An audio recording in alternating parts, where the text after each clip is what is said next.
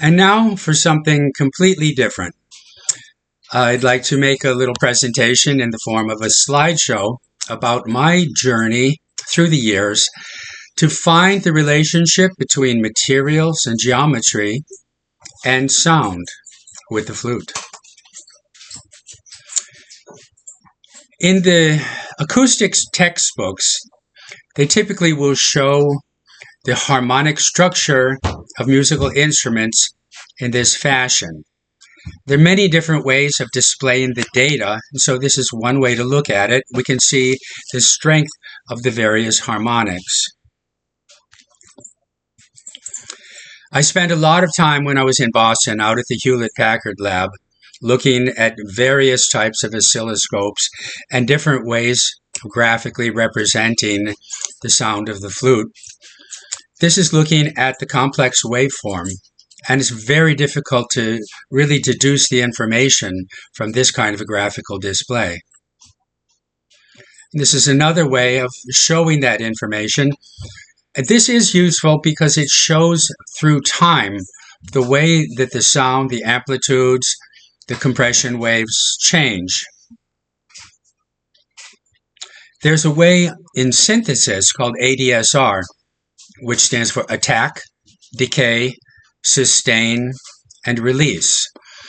And you can see that the attack will give us a lot of information. The brt of a trumpet versus the t of a wind instrument, or the t of a mallet instrument, will make us hear that instrument and be able to identify it.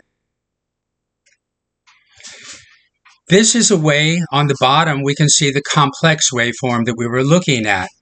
And we can see how it's composed of a variety of sine waves at different frequencies. And these frequencies are typically related by whole number ratios, and that's the harmonic series. This was discovered by Thomas Fourier and is related to the Fourier theorem, that any complex waveform can be depicted as a series of sine waves at various amplitudes and frequencies and phase relationships. So when you look at this waveform, the sine wave, for instance, the top graphic, we think that that might be really what the sound wave is doing, as if you had a rope and you were waving it about. But really, that's a transverse wave that we might find on the surface of the ocean. What's really happening in sound waves is more like you had a slinky and you were pulling it towards you and letting it go. And it was going boing, boing, boing, and creating compressions and rarefaction areas. And that is a compression wave. That's really what we have in the standing wave inside the air column of a flute. So if we look at the complex wave on the left, this is one way of depicting it. In the center area, we can see this series of individual sine waves. And looking at it on the right, we can see the individual harmonics depicted in their relative spectra. We can see their individual amplitudes. Now, around that time, I was getting to this level of realization. I went out and I bought a Fairlight CMI, which was a mind-bogglingly expensive sampling synthesizer. I learned about it from Peter Gabriel had one. Now, this was capable of doing FFT analysis. This is a fast Fourier transform. The beauty of this is like a mountain range and you're looking out across it. And we can see in 3 dimensions the amplitude over time and the frequency. So you can see that the individual harmonics over time will fade or they will bloom. Here is a sound wave where you have the initial loud attack, and then you have a decrescendo, and then you have a crescendo towards the end. And you can see that the individual harmonics will fade or bloom at all different rates. So that very first bar graph depiction of the flute spectrum is not really accurate because it's an average of many different flute tones at many different frequencies over time, all averaged together. But here we can see the dynamism of the flute sound and how it changes over time. So this is a whole different way of visualizing sound and the nature of its dynamics over time, which says everything about flute playing and musicality. And that's really what I wanted to get at, to find the effect of different parameters on sound and how they could be harnessed to create better flutes and better head joints for players and for creating music. Around this time, I also discovered that because flute playing had changed, that there were aspects of the sound that were completely different than what we had learned in the acoustics textbooks like Benet and Bacchus. And what we see is that it was exhibiting elements of closed hole physics, which means that there were twelfths being visible, and there was a subtone that was down an octave from anything that the flute should produce. This is because originally we used to say that you would cover a third of the hole and put 2/3 of the air across the instrument, and then we would cover 2/3 of the hole and put 2/3 of the air into the instrument to get that really big sound and really get the rosin on a cello bow in the low register of the flute. And now we started to exhibit some of the aspects of closed hole physics superimposed on the aspects of open hole physics. So this was really interesting. This was a breakthrough in my thinking. I then went about building a Schlerin interferometer, which was an optical device, and you could visualize and photograph the airstream. You could really see what was happening inside the instrument. I had built a glass instrument to look inside at the standing waves. And this was another way of visualizing not the tone quality, but rather the behavior of the waves, the laminar flow and the turbulence. The laminar flow is something like a beginner who was taught by a lady down the street who told them, in order to play the high notes, you blow harder. And they would get a sound like blowing across a Coke bottle, where the really good players will drive the flute into turbulent flow, and that is how they could play the low registers so loud without it overblowing to the octave. Around that time, I also found Hans Jenny's book called Cymatics. He had a way of photographing the actual sound waves and the spherical harmonics. They were all interlaced, each one was self-generating, and they were all interrelated in a non-interference pattern. If they were interfering, then the sound would fade away and it wouldn't create a standing wave. And this was another really brilliant way of visualizing what was happening with the sound. So then I turned my attention to materials. What was the nature of the effect of materials on sound? The microcrystalline structure, the face-centered crystals, the cubic crystals, the body-centered, the amorphous molecular structures, the long chain structures in wood.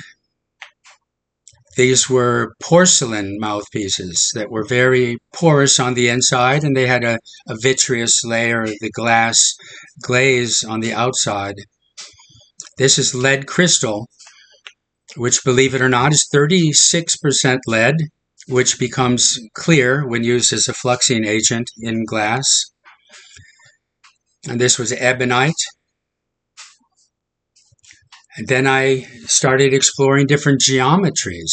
To what extent did different geometries have an effect on the flute? Square embouchure holes, round embouchure holes, overcut, undercut, 7-degree holes, high wall, low wall.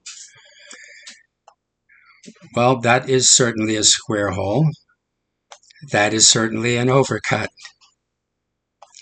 And there were different wood that I tried. There were the light woods, there were the heavy woods.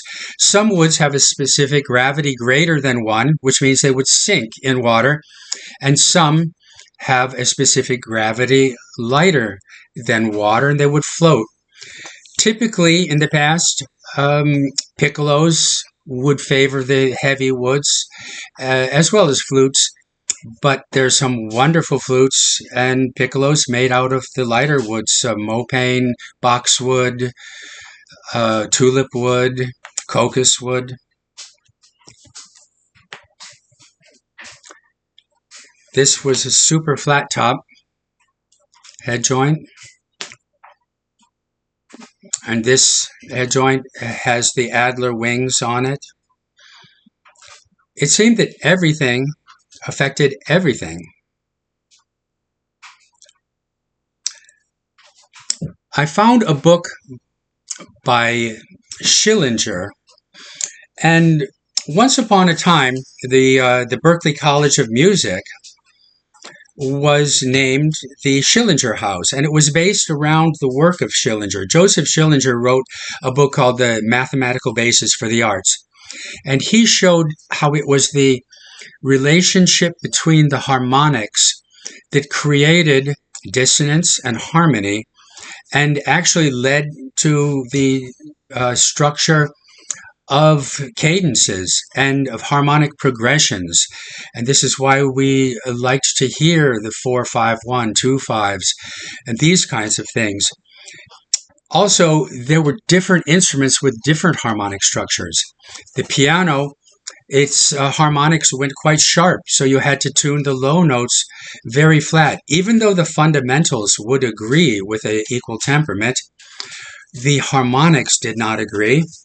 And that was really where the magic was happening. It was in the harmonic structures. I also found another book called On the Sensation of Tone. This was by Hermann von Helmholtz. And he was a brilliant polymath, a physicist, a mathematician, a musician. And he did his work before oscilloscopes. He built this fantastic apparatus to study the waveforms and the harmonic structures. And he came to similar ideas about the mathematical structures of tone and the formants and musical realization in pieces of music and in harmony and theory. There was a wonderful 10-record set, these LPs I had. There was a box set by Leonard Bernstein. They were called the Norton Lectures. And he was talking about relating music to Chomsky's transformational grammar. And Chomsky had this idea that language was innate. It was hardwired into our brain, that all languages had doing words, and they had quality words, and these things were they were throughout. They were fundamentals. They were archetypes. He also would say that music had these qualities. There were archetypes. There were phonemes that were archetypal in language, like the phoneme for ma or ba or da for mother and father. And he said in music there were similar archetypes, like da da da da da you would find in the Maori or in the Native Americans or in Europeans. And he would say that there was a type of musical statements that were like a noun, and there were kind of qualities of chords that would qualify them, and these were like adjectives. And there were musical constructions that were like metaphor and analogy and simile. And this was a wonderful way of looking at music. And this was the whole point of what we were doing with sound, was to get at something special, which was beyond music, beyond sound, to the quality of expression and emotion and what we were really doing. So there was flutes. And what was the idea about flutes? Why did people love the vintage flutes so much? And why were there people who played certain flutes? And we had this idea to hear Paula Robeson on her Brannan, or James Galway on his Muramatsu. And why were these things useful in understanding the nature of sound and the nature and effect of music and composition and instruments, and how they all got woven together. So it was this magical journey through music, through sound, through time, that drew me to the edge of a new understanding. That was it all of these ideas of amplitude, frequency, timbre, waveforms, harmonics, or these ideas that there was the venting and the pads and the tone holes and the tapers and wall height and square embouchure holes and round embouchure holes and corks and crowns and weights and gold in different carats. Yes, it was all of these things, but in the end, I gave it all up and I formed a more player-centric approach. If the player had a vibe about their flute, that was everything to me. That was not something I tried to debunk or to explain away. This journey had become curiouser and curiouser, and I was beginning to understand something new.